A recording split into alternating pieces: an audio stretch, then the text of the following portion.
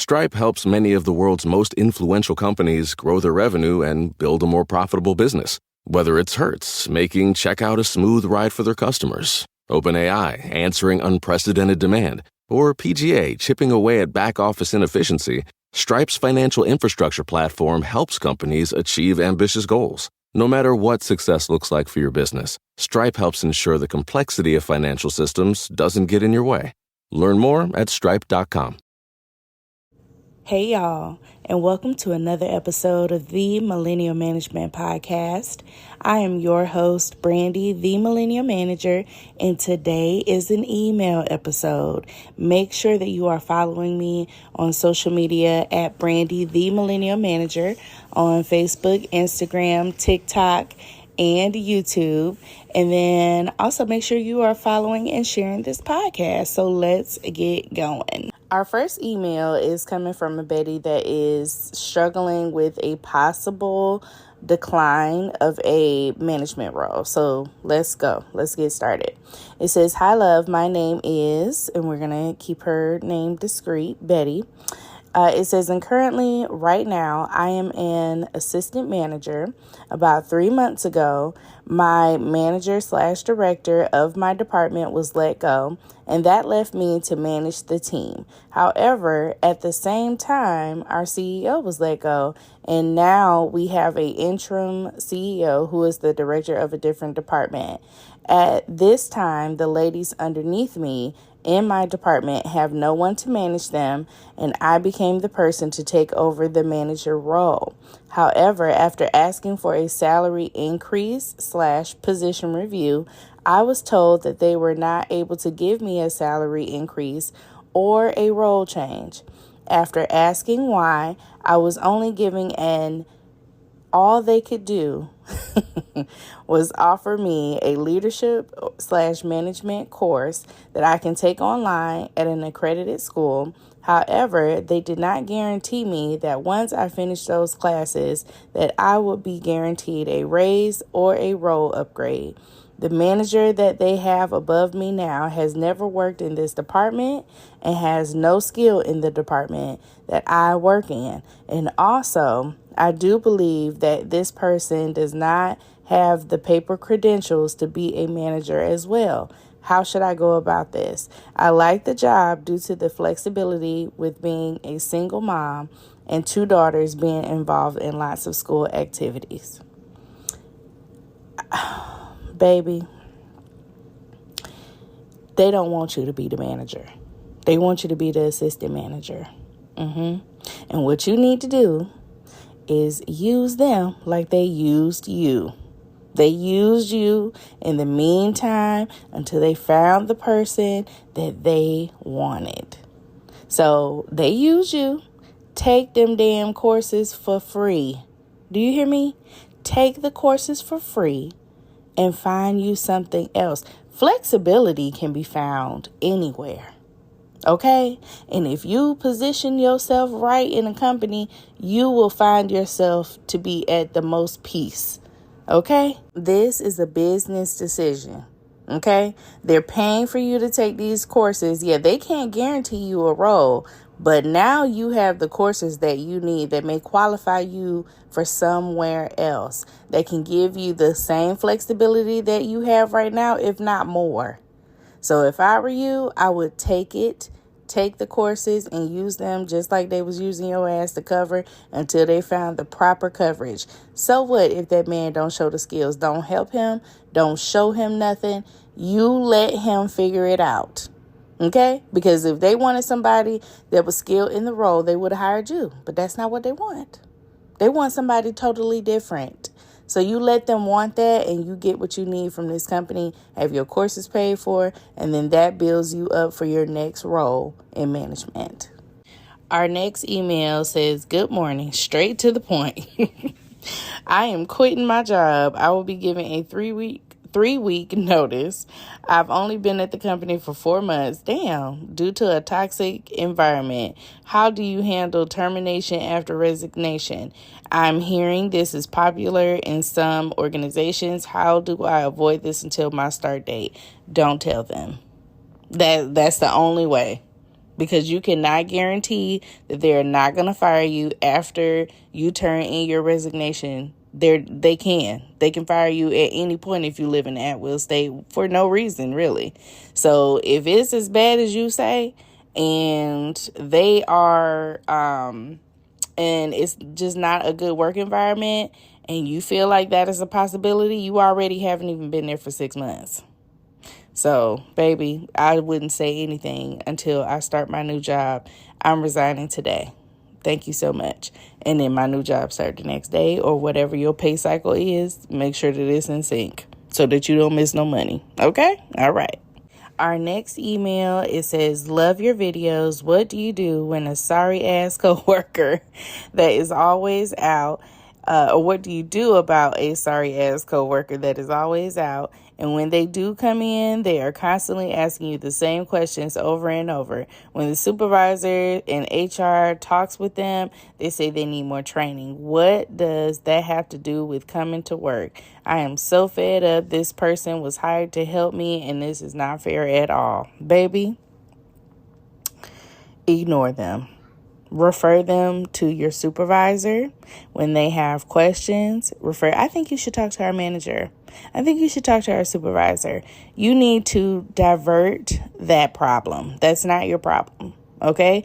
Training and retraining and training and retraining, that is not the job of an employee. That is the job of the supervisor.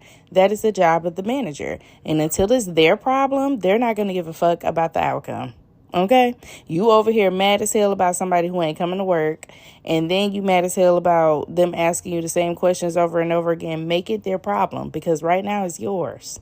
You need to divert it. Don't take nothing personal. Tell them to ask the manager for everything that they need. Ask the manager.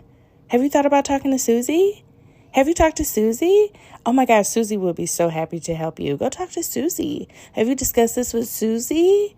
Every time they ask me anything, what is today? Oh my gosh, you should go ask Susie.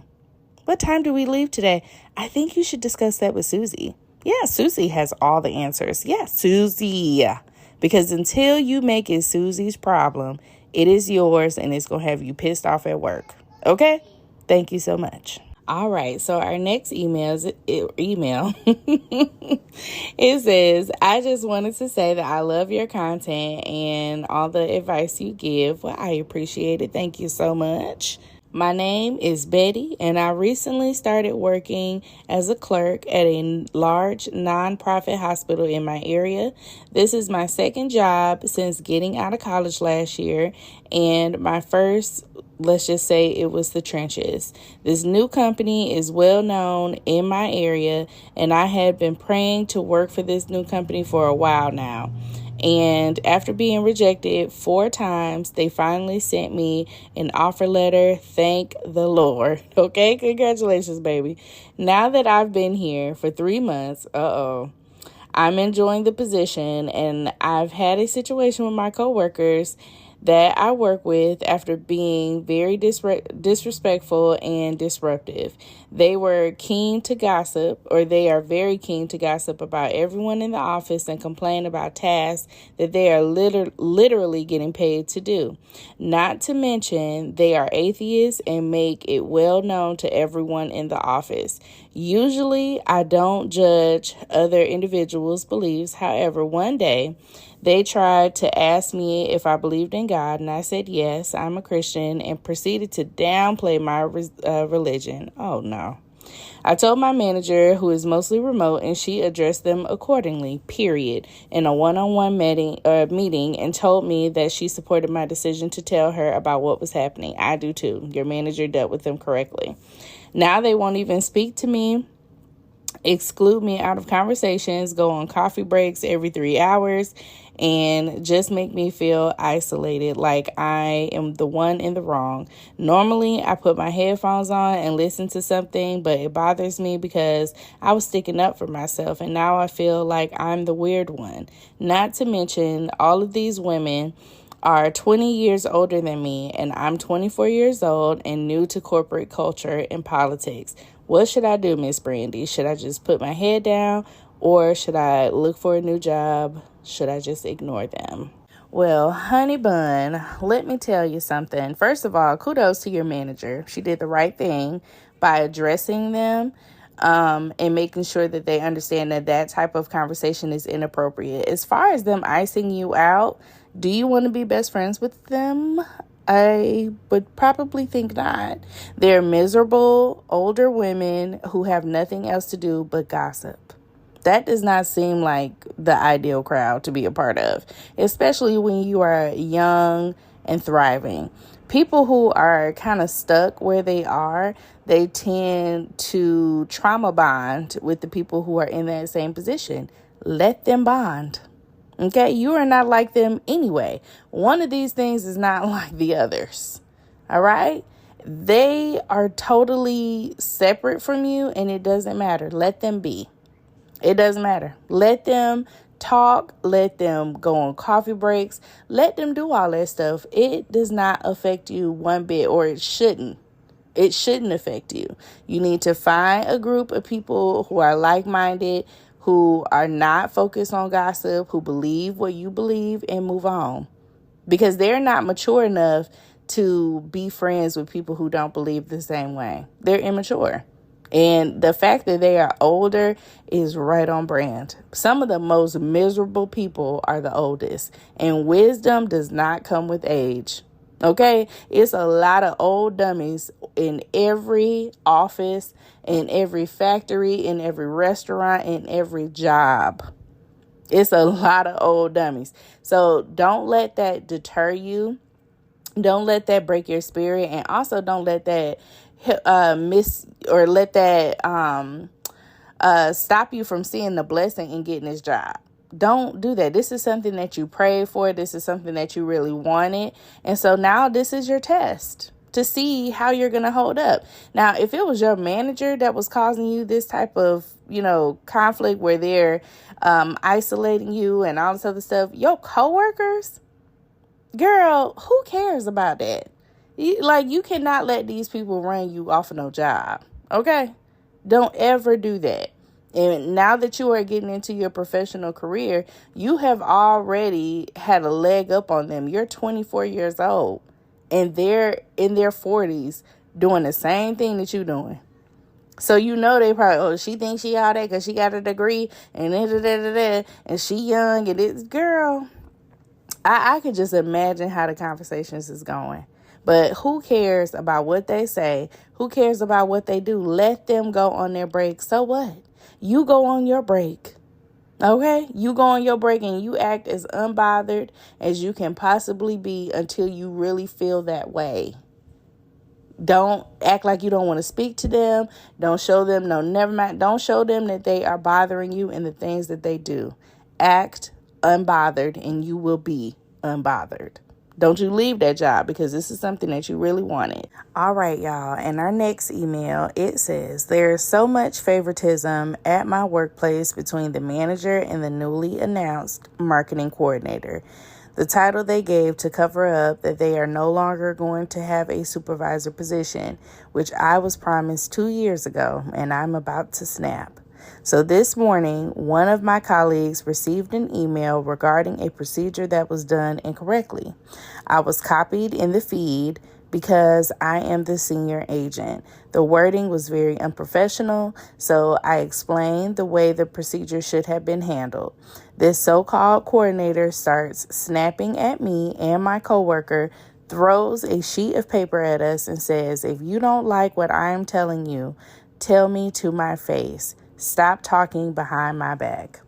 Little girl, I am 60 years old. WTH is what I said back. No one was talking about you. What you are not going to do is try to check me in front of my team. If you have a problem with me, we can go in the office with one of the managers. She runs and tells the manager that me and 2 other agents were being disrespectful. I told my manager exactly what happened word for word. She told us that we were lazy because he missed a step in a reservation and started crying because we don't respect her. I told her since the supervisor position was removed from our department, the only person that I report to is the manager. The manager turns to me and says, she's my backup. Well, the team never got the memo. I've been there longer than both of them and trained the heifer that is on a power trip. All this happened after I asked about the manager or the supervisor position when the manager was promoted from the supervisor role. She told the owners that she asked me on 3 occasions and I turned it down. I was out on medical when the former manager retired and the supervisor was promoted to that position.